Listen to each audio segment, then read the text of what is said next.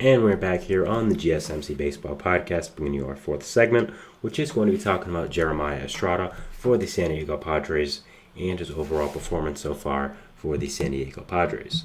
Now, Jerimiah Estrada kind of came out of nowhere. This is a guy who just was a regular reliever for the Cubs for the past 2 years. Not really anything extraordinary. Just was a regular guy.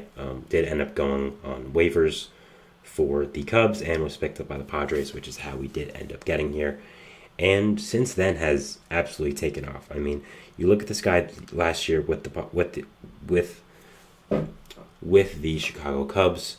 You know, it really wasn't anything extraordinary. Had a 7 ERA. Had some good strikeout numbers, but also walked 10 people per 9.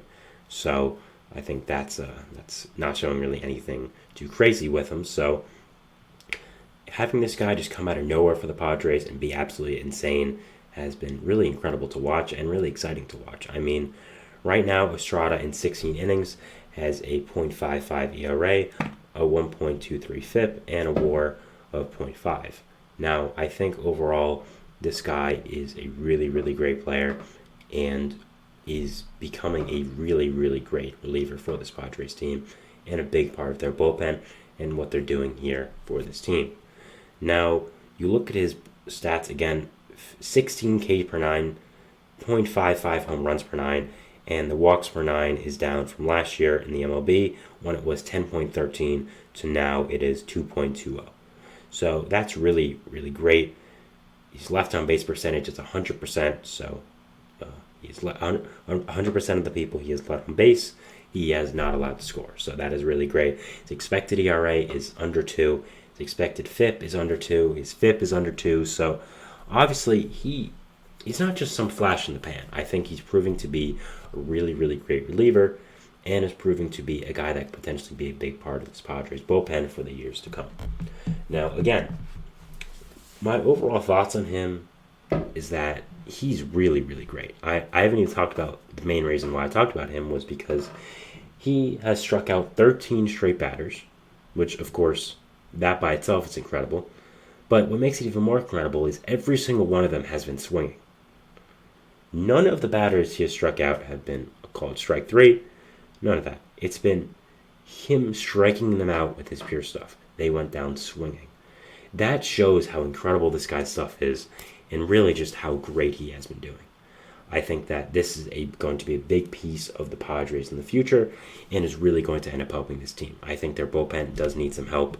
Obviously, you have Robert Suarez in the closer role, but he's not the greatest. He's kind of shaky sometimes. Obviously, you lost Josh Hader in free agency. So I think having a guy like Estrada just kind of come out of nowhere and become a really lockdown reliever helps this team a lot. This is a Padres team that has struggled with pitching throughout the years, and especially this year.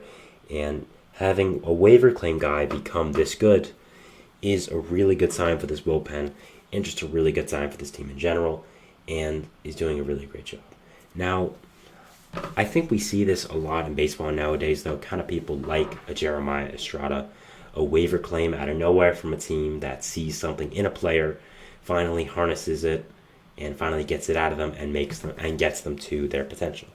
Now, a lot of the time, it is former pitching prospects who transition to relievers and become really good. I think we're seeing a lot of that nowadays in baseball because we have so much analytics, we have so much statistics that we have access to, that we're seeing that, okay, this guy, he has 1 or 2 really great pitches, but after that, not much.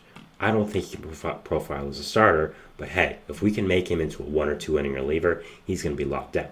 We're seeing that a lot in baseball. I think that was started by the Dodgers, by the Rays, teams like that, high teams with a lot of analytical basis for their decision making, and it's now all around baseball, of course. I mean, we've seen this a lot, but nowadays, so I think Estrada isn't really a new case of kind of coming out of nowhere and being a lockdown reliever, but he's done a really, really great job and has helped this Padres team a lot. I think when you go to the back end of this bullpen now for the Padres, you're scared. You see Jerimiah Estrada, you're like, oh no, this guy's going to embarrass me and strike me out looking. And I think at this point, he has done a really, really great job and has been a really great pitcher for this Padres team. Now, overall, when looking at the Padres, there are still a lot of concerns about this team. I mean, of course, I think when healthy, they're the third best team in this division. I think the Diamondbacks still are better. I understand that that might be a hot take still, but I'm standing by my team, and I still think they're better. The Giants are currently in second in the NL West. Actually, they just beat the Phillies in a good win yesterday, so that was something that is good. But other than that, I'm not really a big believer in the Giants, and not really a big believer in that Giants team. I think that overall there isn't really anything too great about them. I think that I think that overall their offense really is just struggling. I think that this team really is just too up and down for their own good. I'm not really a big fan of this Giants team, to be perfectly honest. And I think the Padres are better. I think the Diamondbacks are better. The Diamondbacks have been hit hard with injuries, which is, I think, the main reason why they're not doing great. So, yeah, if I'm a Padres fan right now, I still have a lot of concerns about my team, and I still have a lot of things I'm worried about. And looking at the scope of the NL, I think there are a lot of teams better than you. Phillies, Braves, Brewers, Cubs, Dodgers, potentially Diamondbacks. So there's a lot of teams going to be fighting for that sixth spot, and will it end up being the Padres? I don't know. There's a lot of young talent on this team, yes, but at the same time, how great are these guys going to end up performing, and how great are they going to end up being for this Padres team? It's going to be something very interesting to watch, and something very interesting to see overall. So, yeah. But overall, on Estrada, very exciting for him. I'm always excited when a guy who kind of maybe he's hit the wall for his career has found a new way of lengthening his career and becoming a great player again. So very happy for him. I think he's done a great job with the Padres and has been a really, really good player. So props to him, and props to the Padres for knowing what to do with him.